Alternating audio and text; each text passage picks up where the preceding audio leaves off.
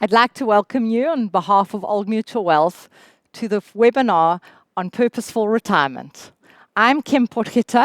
I am a CFP professional and an author of 2 books, Retirement, Get More Meaning from Your Money, and Midlife Money Makeover, both on this retirement transition. But what I am hoping that we're going to do for you on the panel today is very much make the whole subject of retirement much simpler. We want to delve into it, kind of challenge your thinking, get you thinking a little bit different about it. And we hope when you leave us after the next 50 minutes that you feel excited and inspired to plan your next chapter. Before we hand over to the panel and we start our conversations and start looking at your questions, please remember to send us some more questions. I thought I'd just share with you a little bit of the truths of retirement that are in my book, Retirement. For any of you might be thinking retirement, and yes, there is an A in it, and the A is on purpose. After all, today, what are we talking about? A purposeful retirement. The MEANT means that we really want you to look at this time of your life as a time in your life when you can get to live some of your unfulfilled dreams and goals in your own time and on your own terms. But the only way you can do all of this is if you've made sure you've looked after your plan and you have the means to be able to do that. So just some of the truths that I want to share with you around this chapter of your life, retirement, to get you thinking and maybe to get you positioned for our panel discussion today. And the first one that I share within my book, it's truth number 1, it's not about your age. So many people want to say, when I retire, I'm going to be old. No, you're not going to be. 60 is the new 50, might potentially be the new 40. We've got to start changing our language.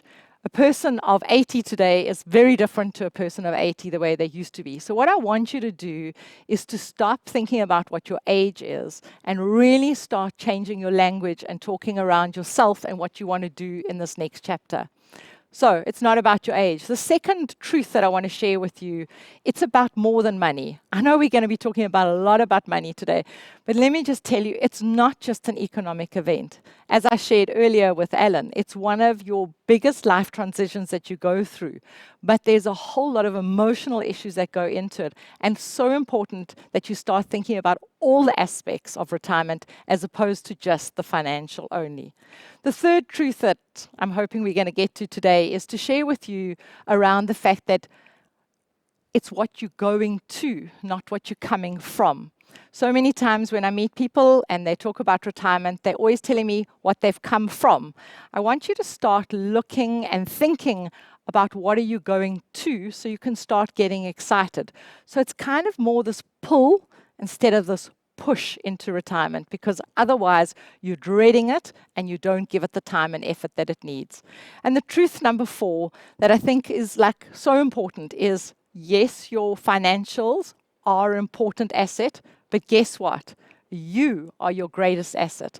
Start taking the time to think about what skills you could get, getting to know yourself better, and yes, getting to really like yourself, because it's important as you go into this next period of your lives that you understand what makes you tick, what your perspective of the world is, so that you can make sure that you can bring the best of yourself into retirement. And then finally, truth number 5 that I thought important to share with you is, if you plan, you prosper. And that's going to be very much what we're going to be talking about today, about the whole planning of this retirement chapter for you. Most people, when they think about retirement, they dig their head in the sand and they hope it's going to go away. Often I do retirement workshops and people at the retirement workshop will say to me, but I can't believe, Kim, it's just come so quickly. I just started working and now they're talking to me about retirement. But yes, it's going to come for all of us. But what's important is that we have a plan in place so we might actually be excited about it. As I shared with you on that definition of retirement, you can possibly look at how do you start living some of those unfulfilled dreams in those times. And I think if you are putting the planning and the thought process into it, it's not as daunting. And that's what we're hoping to share with you in the time we have together on the panel, that you're going to leave us today. And maybe this next chapter is going to be your best yet. But I'd like to introduce you now to the panel and share with you a little bit of why we've chosen them, because we've chosen them specifically to go with some of the questions that you've been sending in, and I think importantly to add the insights that we do believe is necessary to plan retirement. So the first, Johan, thank you very much for joining us. Johan is the chief economist at Old Mutual Wealth, and he says any question, he's very welcome, he's very open to answering, so keep the questions coming. You'll try to answer them. So thank you so much, Johan, for joining us, and yeah, we're going to be bringing in that whole economic perspective to our talk. We've then got Sharon Muller. Thank you, Sharon, for joining us. Head coach at Old Mutual Wealth, or coach at Old Mutual Wealth. She trains all the planners on how to have the conversations. And what I heard was you were a financial planner before, and your passion is really to bring this money and life conversations together and help the planners to facilitate those conversations. So welcome, and thank you very much for joining us. Thank you. And then Tian Hirschelman. Thank you very much for joining us too, Head of Advice at Old Mutual Wealth. And your work is really bringing technology in for the financial planners so that they can have way more meaningful conversations with their planners. So thanks for all that work that you do, because I know how meaningful it must be that they can have the tools so they can have the conversations. Awesome. It's good to be here. Thank you. So I thought, Johan, I'd start with you. Maybe you could just share a little bit of why you were excited to be on this panel today. I like challenges, and I think you are going to ask me difficult questions. No, I think it's important that people take into account the economic environment as well. We need to be aware of our circumstances. There's lots of unknowns and risks around, but that just tells me we need to stick with our plan. That's hugely important. We saw that example significantly in the 2008 financial crisis. We saw it in 2020 at the start of the COVID crisis, when everybody thought markets are going down and they're going to stay there. We need to look through the noise, and I think the Russian-Ukrainian war presents us with more noise that we need to look through. And maybe some of that changes into trends, but that's stuff that we need to watch. So I'm passionate about economics, and I love talking about it, and I love people arguing with me about that. So that's what I'm hoping we'll get to. We'll try not challenge you too much, and we do look forward to your insights, because yes, I mean, as I said, we've specifically chosen the panel to bring in all the different dynamics, and we do believe by having these kind of conversations, and that's what today is about. It's a conversation about retirement, because if we can start challenging our thinking, it's really a way that we can get a plan that is going to be personalized, customized for us. And Sharon, when you were asked to be on it, what excited you about it? Well, firstly, Kim, I mean, you're the retirement icon, so I was very happy to spend some time with you and my colleagues. Thank you. But I think when thinking about it a little bit more, I think I bring the heart issues, so the hard stuff, to the conversation. I've got two very technically strong individuals next to me here, so they'll probably bring the head stuff. So if we're going to talk about purposeful retirement, then I guess the hard stuff has to be included. So I'm hoping to bring the human element back into the room. And that's beautiful. You know, when so many times I get told, you know, that's the soft stuff and the easy stuff. But I think maybe we'll see today that that's not the easy stuff or the soft stuff. Yeah, it's often can be the places we least want to go. Yeah. But it's so important. And Tian, what excited you about coming onto the show? Just an absolute passion for financial planning. I mean, especially retirement planning. I think in a country where 50% of our, I guess, clients or people earning an income have no financial plan, it's something that I can't talk about enough, but especially I think Sharon and I are the two sides of the same coin. I love the technical parts of financial planning. I think there's so much value that financial planning can add, and the value of a financial planner, and to speak to that value and some of the elements you take into account for financial planning. I mean, I couldn't resist to be here. But it's good to know that Johan's taking all the difficult questions today. So I'm not sure about that. At least we can pass them on. Yes, we definitely will, yeah. But what I do love about a conversation that we're going to have today is that there are the different sides. And I think with the combination of bringing those two different sides together, and then with the insights of the economic insights, is really how we can get that purposeful retirement. Because if we think about it, I mean, I shared it. It's such a daunting thing that we dig our head in the sand and we don't actually get to it.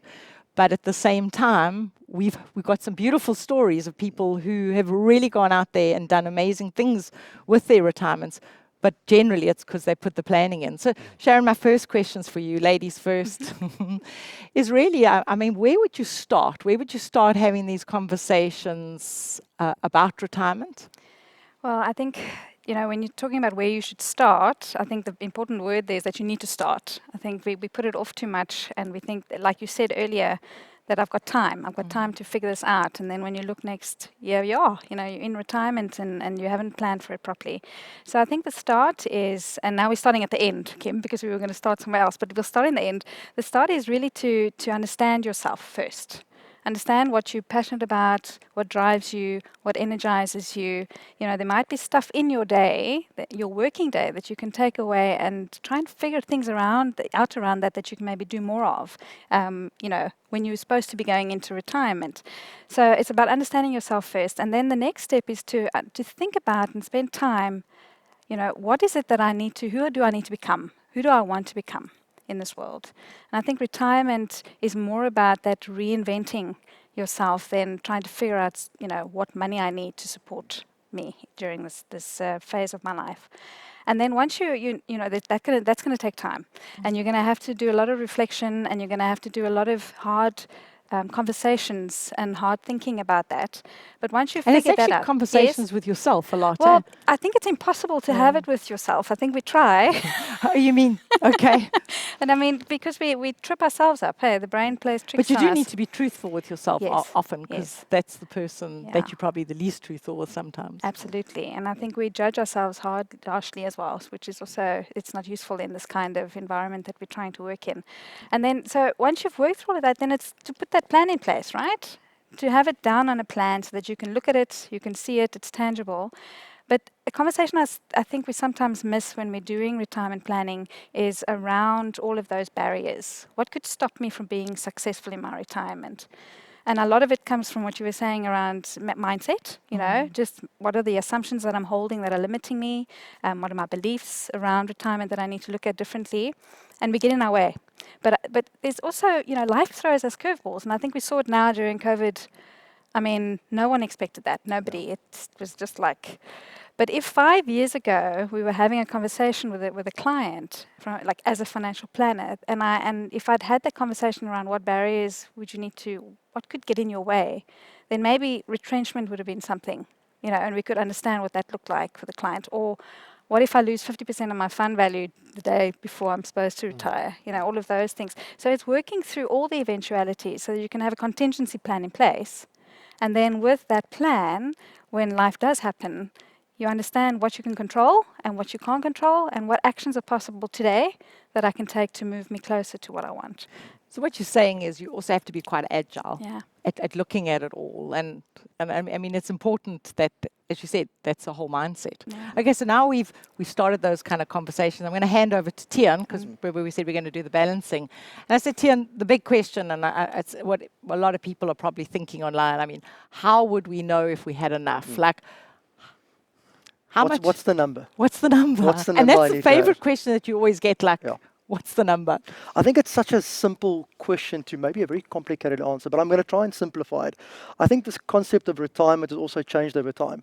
It's gone from, look, you work in a corporate for 30 or 40 years to hand in the keys, you're done, thank you for services, to more a world of financial independence, where the passive income from my assets, be it properties, be it business assets, be it investments, that can sustain me. And I almost see it as being three different things. There's financial security, which is I can pay for my basic expenses.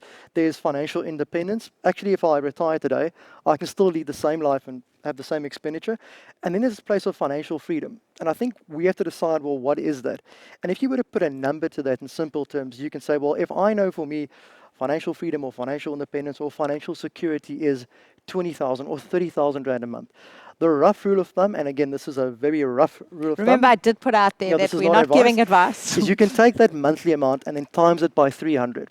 So if I had 30,000 Rand a month that I wanted to draw as an income, it means I need about 9 million today. Now, what that means in financial planning terms is you're not drawing more than 4%. But even that is flawed, because that assumes it doesn't take into account tax. Now, whether I'm drawing that money from retirement funds, where every 1 Rand I draw is taxable, versus I'm drawing that from liquid capital, that's different. So the rough answer is take what you want, times it by 300, then you're not drawing more than 4%. But to know how much you need to save at retirement, I would really partner with a financial planning professional. Do some form of a cash flow planning, do some form of projection. To Sharon's point, what could prevent you from achieving this? Well, what if I lost my job? What if I'm an entrepreneur and all of my business value is tied up into this? All of these things have an impact into that answer. And Tion, it's such a good point, because I think none of us are the same. No, and no two couples that you ever see are exactly the same. They don't want the same things. So really it's important to have that customized so that you're doing it with your financial planner and you're working it out. Yeah. But I mean, as you say, there are these rules of thumb, but you can also get yourself really stuck in them because you haven't taken everything into account. And I think maybe just one point you've hit there very well is a good financial planner, in my view, is one that doesn't give the same plan to everybody. Because the plan to me and to Sharon and to Johan is going to be completely different. So I would maybe want to go on this financial independence journey, but still working 3 days a week. Somebody else would like to say, look, that really isn't for me. Or actually, yes, I do need to look at a side hustle. So there's no one plan, or there's no one answer that can fit me, Sharon, or Johan, or even yourself, Kim, for that matter. No, that's a really good point. I think, Johan, before we go into a whole lot of other things, there's an elephant in the room, and it's something that is on a lot of people's mind, given what's happening in Russia. How is that going to affect somebody now who's thinking about retirement, who's busy planning for retirement? You know, what would you recommend, or what kind of insights could you share with that? We don't know, and that know. is so important. Because we don't know, don't make any rash decisions. There's so much uncertainty around that at the moment. So we might be hoping for a short, contained conflict, that it's all over within a couple of weeks. Oil price come back. Unfortunately for the Ukrainian people, they will still sit with the Russian occupiers. But it could also be a scenario when there's a long, extended war that involves NATO, and then all bets are off. For now, with that uncertainty, the same when COVID started, sit back, stick with your plan, because everything might be over within a couple of weeks. That's so important, even for those who don't have plans. Don't do anything rash. I've had friends and family who sold off and cashed out at the start of COVID, and they lost out significantly. So now it's important to just sit back, because I think it's in everybody's best interest that this is a short conflict. So the diplomatic efforts behind the scenes must be hectic. Even the Russians don't want this to go on forever. So because we don't know, sit back and stick with your plans. But be very aware that when things evolve, that certain other things might start to happen. If it's a long conflict, then a global recession will be heading our way. But then central banks will start easing policy significantly. So there's a whole lot of other things that will happen that might cause this economic impact, the market impact, to be short-lived as well, because policymakers will step in. And that's important, as they did at the start of COVID. But the strong message that I'm getting, though, is that when you're emotional, you make your worst decisions, and you're telling people to sit on their hands. Exactly. And maybe that goes a little bit to Sharon. I mean, because you do a lot of the work around not only the coaching, but also the whole behavioral side. And what kind of, I mean, maybe we could add there from a behavioral, what would you suggest people don't do at this time? Well, I mean, the immediate reaction for anybody that has a brain is that I need to control the situation. I need to do something to bring myself in that sense of control again. Because we don't like feeling vulnerable. Yeah, that's the whole thing. I mean, all of this uncertainty, it makes us feel uncomfortable. So what we do is we act out, but the problem when we're feeling uncertain is that the brain, what it does is it starts connecting dots that don't actually exist. And we start telling ourselves stories that might not be based on fact anymore. And the stories drive our behavior, right? So, I mean, Johan, it sounds easy to do. Just sit on your hands. I sit on your hands. Okay, Johan didn't say There's that. always so much noise in markets and economies. Absolutely. People say to me, yeah, did you see the rand today? And then the rand is a couple of cents weaker. It doesn't mean it's a trend yet. So it's difficult. It is hard. We human beings. And economics is the study of human behavior, after all. And we're emotional. But you're right, it's difficult. I saw a really good slide, just going with what you're all saying, around if you had, if your money wasn't in the market for the days when the recovery happens. So that those short days. So for so many, you say, like you said, come back in when COVID's finished, or let's come back into the market when potentially the war's over. But at the same time, we've missed those days. No. And that's why the sitting on your hands, going with your plan, making sure that you actually trust the people that you're involved with, and to do your financial planning, that they've got your best interests at heart. So, But I think it's such a good point, because I think you can put some numbers to that. And I think, again, COVID was obviously, none of us saw that coming. I don't think anybody was around for the Spanish flu, which is the last time that happened. But a relative of mine recently went on retirement, a close family relative, and just before COVID hit, or as COVID hit, the market went down to, I think it was 38,000. We saw the kind of Aussie drop. It's now hovering at about 74, 75. Obviously, there's been a bit of turmoil with the Russia-Ukraine conflict. But just in that period of 12 to 18 months, you've seen a market go from where it was close to 60-odd thousand rand, down to 38, and up to 72.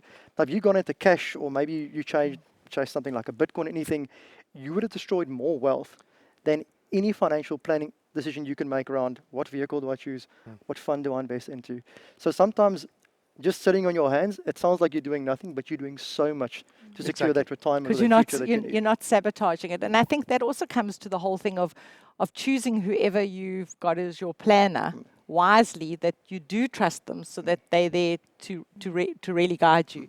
But I think where I want to go, so we can really get into this whole retirement, given the fact, we know stuff's happening, we know nothing really exactly goes according to how we think it's going to go.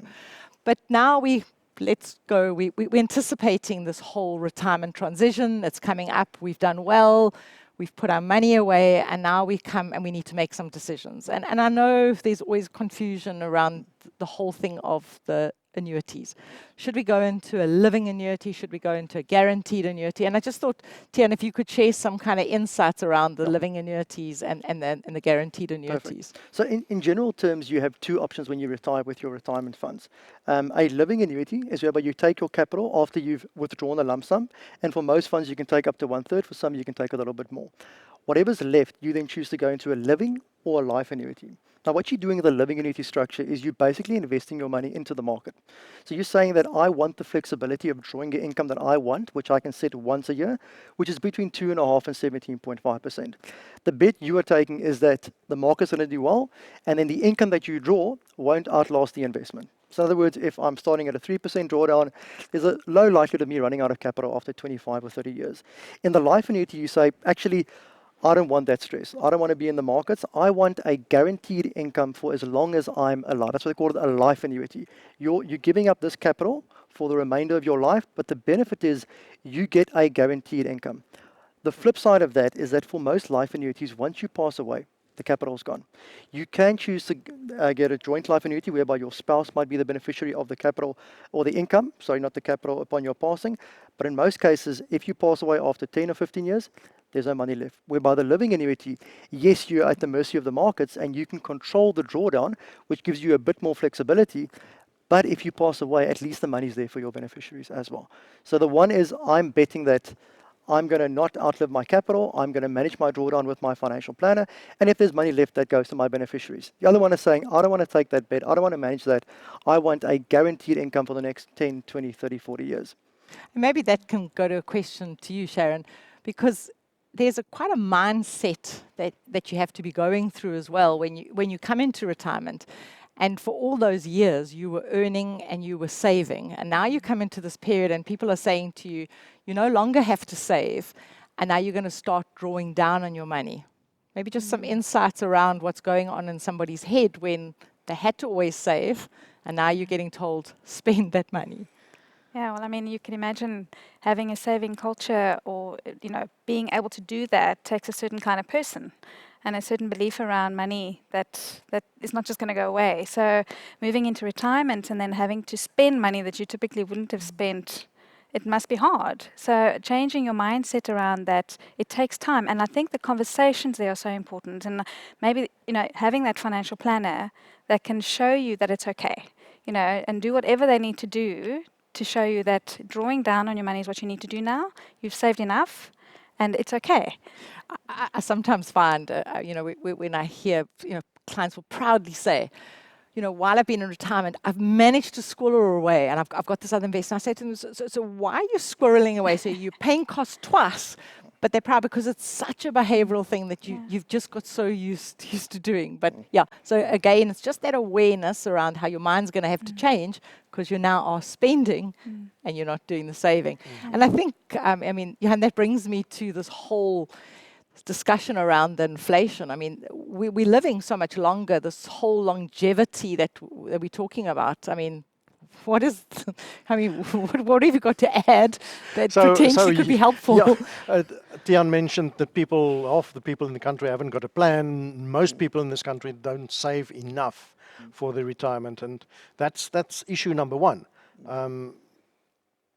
That we don't save enough. So you need to start earlier or you need to save more, because inflation is enemy number one for all of us. Not only does it eat up your ability to spend every day, but if you retire with a certain fixed amount, let's say that's 10,000 Rand a month, with a 6% annual average or average inflation going forward, after 20 years, that's only 3,000 Rand a month. After 30 years, that's only 1,700 per month. So if you haven't saved enough, your standards of living are going to decline rapidly going forward. And we all have different individual inflation rates. So some people might have a much higher inflation rate individually, depending on what you spend on. Others might have lower, but that 6% tells you.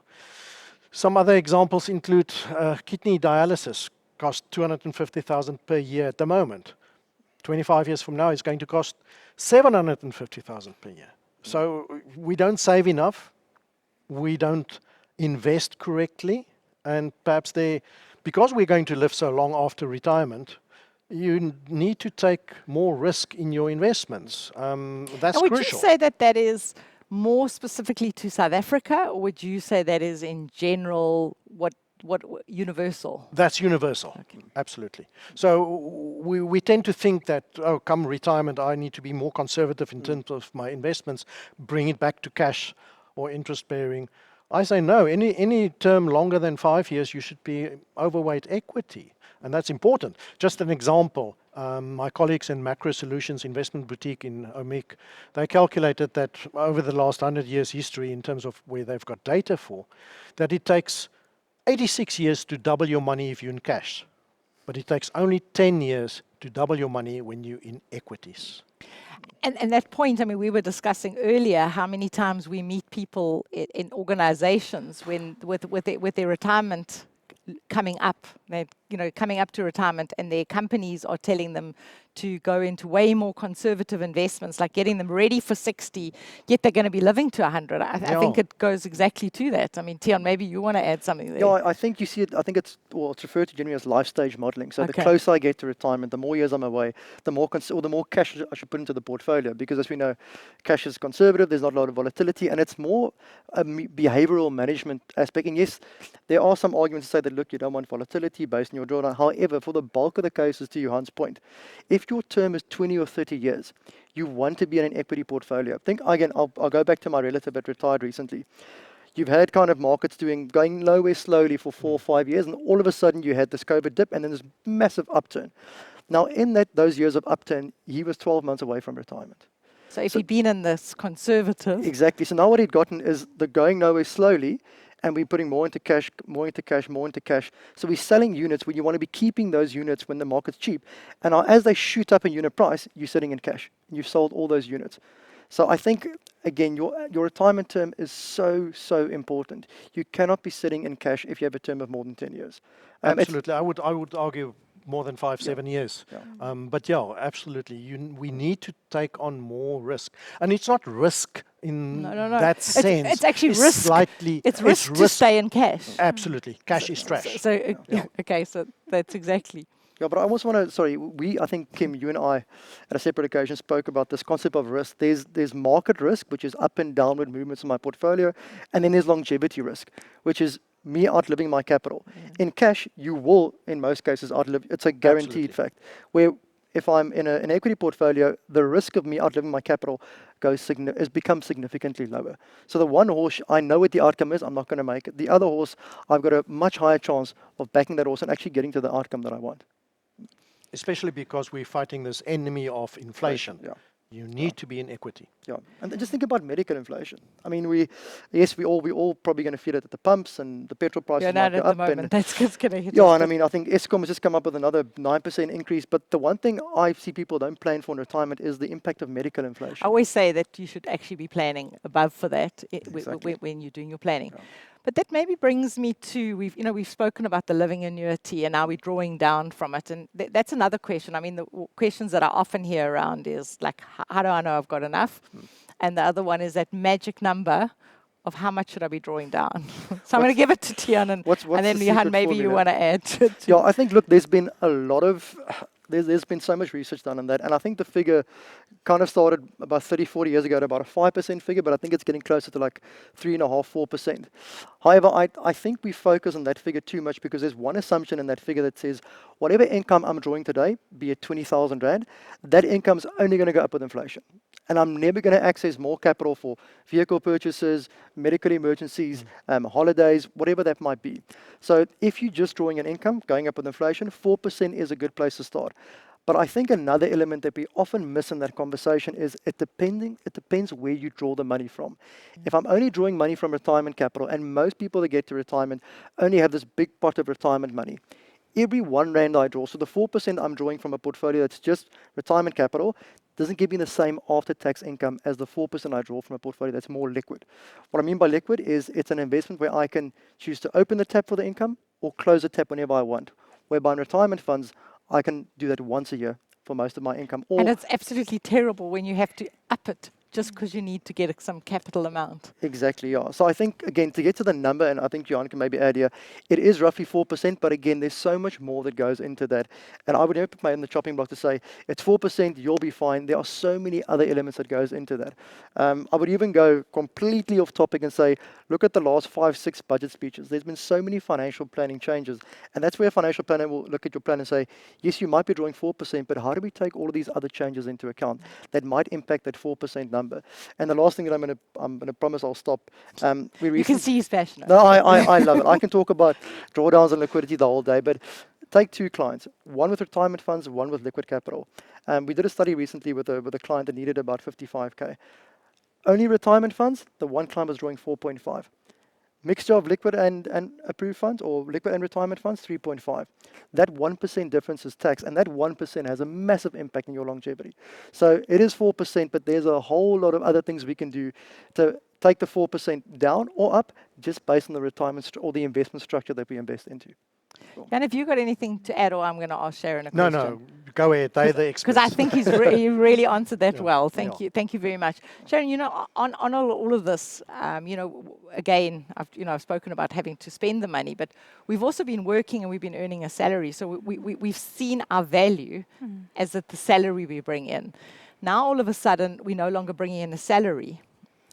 Like, what kind of advice or insights can you share with somebody who potentially now is in this period and they don't feel like they're valuable anymore, even though they've gone and they've looked after their investments, but they don't feel like they're valuable because they're not bringing in an income? Yeah, well, I think you said it. You highlighted it earlier when you did the 5 truths about retirement. You surely, if you're retiring between the age of 60 and 65. You need to do something. Yes. And I think the whole value conversation and how I feel about myself is about what am I going to do what am I going to do with my day? How am I going to contribute back to society? How am I going to keep, moving forward? Because I'll never forget, I had a conversation, always makes me smile, with 2 clients, a couple, and they were close to retirement. And I asked them the question, how are you going to spend your day in retirement? And they said, no, well, we're going to sit and drink champagne on Blouberg Beach, day in and day out. So I said, okay, that's interesting. No judgment. Livers are going to be good. I want to do that now. Do I have to wait till 60? Yeah, I was picturing my own retirement date. No, but and then I said to them, okay, so it's 5 years into retirement. How are you spending your day now? What looks different for you? And then they went, oh dear, okay, maybe that's not such a good plan. So then they realized, hang on a second, we need to really do the work here. We need to sit down and really think through this, because we have to do something. And at 60, 65, you've got so much experience, so much, insight to share. So figure out what it is that you can contribute back to society. And that's what your worth is. It's not about how much money you have. And also, the real thing is you're the one who's invested that money. You're the one who's looked after it. So sometimes when that does come into your account, it is kind of like a salary. Pat yourself and say, thank goodness I went without, so that now I've Absolutely. got. And it's just kind of It's yours. the reminder about that.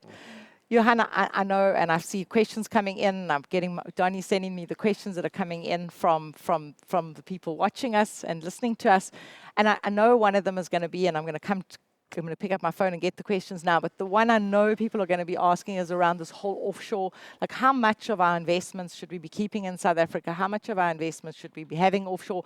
You know, I think it's that same theme potentially of everybody's different, but I'd like to hear what you've got to say on it. Well, I strongly believe that the SA economy is looking far better now than it did 5 years ago. So people argue about various aspects of that, but in terms of if we look at all the negatives we had, and let's face it, in the Zuma years, from politics to policy to lots of other things in terms of interest rates and commodity prices, lots of those have changed direction from less negative to some of those starting up to be slightly more positive. So from lots of headwinds to some tailwinds starting up. And people usually fall about laughing, and I'm sure you will when I say load shedding as well, amidst load shedding. But there's massive private sector investment coming in the energy sector. So a year from now, 2 years from now, electricity load shedding will be far reduced than what we're experiencing now. So lots of these things are starting to move in the right direction. Fiscal risk has reduced substantially. The rand is reflecting investor sentiment at the moment in South Africa. So economic growth in South Africa in the medium term is going to be far better than what it was. From 1% annual average growth in the years to 2019 to 2.5%. And I know that's not great yet, but it's more than double the one. And gradually that's being reflected in investor sentiment, and that's starting to come through. So my point here is a better outlook for South Africa. And in that environment, in a typical balanced or Regulation 28 fund, I want to be overweight South Africa. All the investment and I mean, we read so much. I mean, so much of the noise. Yes, the noise lots of hearing. noise. Lots of noise is, But make sure you get all your money offshore. And I think so many times we're getting confused because we're not sure how much should we be taking. That point is just so irresponsible. If you say Because that to again, your that's clients, for everybody, and they all treat it the same. You're going to retire, you're earning your money here, you're going to spend your money in retirement here, to take all your money offshore. We should be diversified, absolutely have. And that answer will be very different for every individual, how much offshore. But in overall, I would say overweight SA over medium-term investment horizon for Regulation 28 fund. Overweight SA, that's hugely important. And so Johan, that overweight equities within that. Okay, that goes to one of the questions that have come through from the audience. And the question is, just explain a little bit of why the rand is so strong. Well, yeah, this improving environment, the fiscal risk that has reduced significantly in South Africa over the last 2 years. Better growth environment coming, but also crucially on the global side. Now, amidst this turmoil in Ukraine, and that's usually a risk-off environment, and the rand normally weakens alongside other emerging market currencies. But the commodities that we export, gold, platinum, iron ore, and coal, the prices of those have jumped significantly. And so that's buffering us against this traditional weakening. But it's the whole environment of a better outlook for SA, improving politics and policy. All of that is in investors' minds, that the traditional strengths that we have in the SA economy, and that's starting to get a focus again amongst investors. Because, with us as South Africans, I find we're often quick to criticize our country. And I think it's because things are in our faces, like the potholes and the load shedding and all of that. But so it's really interesting to get your insights. I'm feeling a lot more positive about stuff. Well, Donald Trump helped significantly. He showed us that not only us had a bad president. Oh yes, okay, there's that too. But things generally, those headwinds have been busy dying down, and the tailwinds are busy picking up. And that's a broad trend that we see. And I would mention the state president's State of the Nation address as well. And people say to me, yeah, but implementation, and yes, implementation is hugely important, but the messaging, bringing the private sector right to the center. After the July unrests last year, the ANC's bad performance in the local government elections, people thought policy will shift towards the left, more government spending, social type policies. He brought it right back to the center, pulling the private sector into state-owned enterprises through energy generation, into the ports, into Transnet. And all of that's hugely important in terms of this better environment going and forward. encouraging for us all to hear. Lifts confidence, and confidence Yeah. lifts growth. And Tian, a question that's come through for you and goes to the budget that's just happened. I mean, anything in the budget that we could consider for retirement and our retirement planning? I think a being lot in of retirement. Yeah, I think a lot of us thought it was a boring budget, but there were actually a couple of things from a financial planning perspective that a lot of I wouldn't say the normal commentators, but there was a lot of things that were in there that actually affect financial planning. The first one I think, Johan, you've spoken to was the offshore limits that were lifted from 40% to 45, being 30% offshore and then 10% Africa. That's been increased now, harmonized to 45. But the second thing I think people need to take into account is this two-pot retirement system. And the one thing Treasury is starting to do is listening to people, to Johan's point. They're saying that, look, we saw with COVID, people couldn't access their retirement funds. Now, I think that's one place we have to look at, because one of the reasons a lot of us go into retirement vehicles is for the tax deductions we get along with these vehicles. That's an entire different argument, retirement versus liquid capital. But there might be some changes on the horizon with regards to this two-pot system allowing, and what it basically means is it allows me as a retiree in a pension fund to access 1/3 of my capital before retirement, and the other 2/3 I have to preserve. What that means then is, and we have to look at how it plays out, is the government is saying, look, I'm giving you a tax break for these contributions, whereby you can deduct up to 45% of your contributions, or you for the top tax bracket. However, when you withdraw that money, you're only paying tax at 36%. If I allow you to withdraw the money. So I was saying, I don't like that all too much. So we might see some changes on the tax contributions and the way they treat that going forward. Secondly, one thing we didn't see was any increase to the interest exemptions. Those have been unchanged, I think, since 2014 or 15. No changes to estate duty. There was a lot of talk about, will there be a wealth tax or family wealth tax? None of that. So there are some small financial planning elements coming in there. Anybody thinking of immigrating, there were some small changes, taking your money offshore. Now, what SARS previously did was, and I'm rambling on here to get all of it out, but they previously said that if you immigrate, you will pay tax today, and we will grow that liability that you take to take your money offshore. Now they said, nope, you can only pay the tax liability in 3 years' time. Because what they are banking against is people taking money offshore. And if you have a DTA, a double taxation agreement, it could mean that you actually end up paying tax in the country that you go to. And that's something SARS is not very aware of. The reason I'm rambling all of these things so quickly is that these are all the things happening behind the scenes in the budget speech. So it's so hard for the average person Exactly. to understand all of this, to know all about it. So sometimes when you go and do it all on your own, there's all these like really important. And that's how we that get you back could to just miss out. That's that question about what's the safe drawdown, how much should I save? All of these things have an impact on that. And that's why the one thing I can leave people today is you cannot go at this alone. No. Yeah. There are so many different things at play in one financial plan. And again, it's different for all of us. That you cannot just go out there and think, you know what, I'm going to do it on my own, draw 4%, I'll be fine. But Sharon, doing this all on your own, that comes to a question that I wanted to ask you. I mean, because for many of us, not everybody is in a relationship. For many of us, we're in a relationship. So with the whole retirement discussion, I mean, should we be retiring together? Should we be having these discussions with each other? Well, I think the most important thing is to have the discussion with each other. I think we assume that our significant other knows exactly what we want, and they want the same thing. Or that exactly that we want the same thing. And it's never the case. I mean, I don't know how many situations I've been in where we actually had to send clients away to go and have a conversation, hopefully over a glass of wine, and then before we could, plan for anything for the next couple of years for them into retirement. So, I think just have the conversation with whether you retire together or not. It's dependent on the couple. I don't know if I could retire with my husband after COVID. I thought I could, but now I'm wondering. Luckily, he's not on the couch here with you right now. We need a very good plan because we've got to keep busy.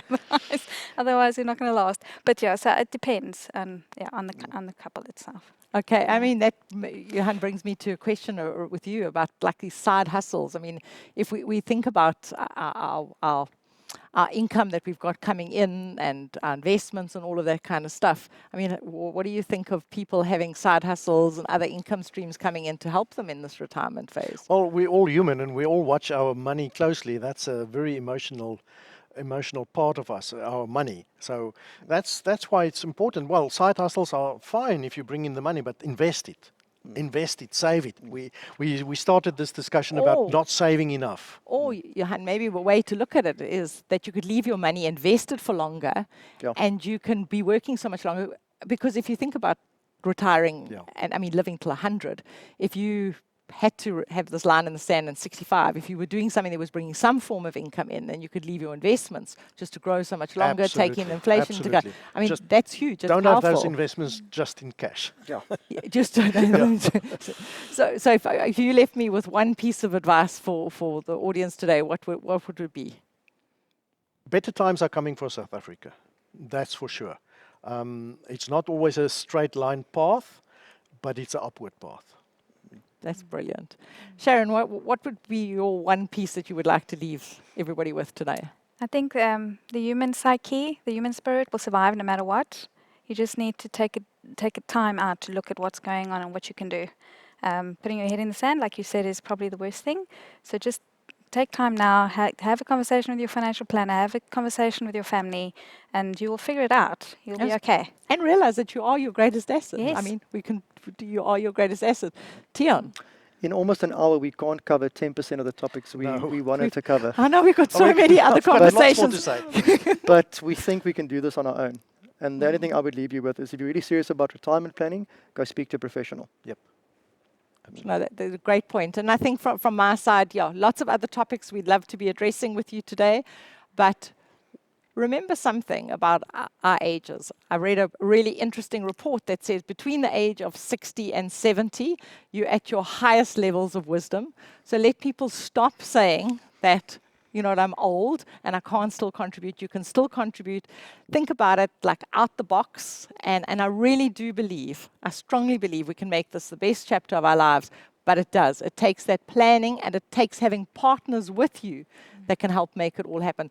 Thank you very much for joining me today. It's been great having this conversation. I could spend many more hours chatting to you about this, because it is. And it's complex, and I hope what we have done is made it simpler. And in that way, I hope we have made you feel that you can go out there and you can definitely not have regrets one day that you didn't live your life to the fullest. Thank you, everybody. Thanks.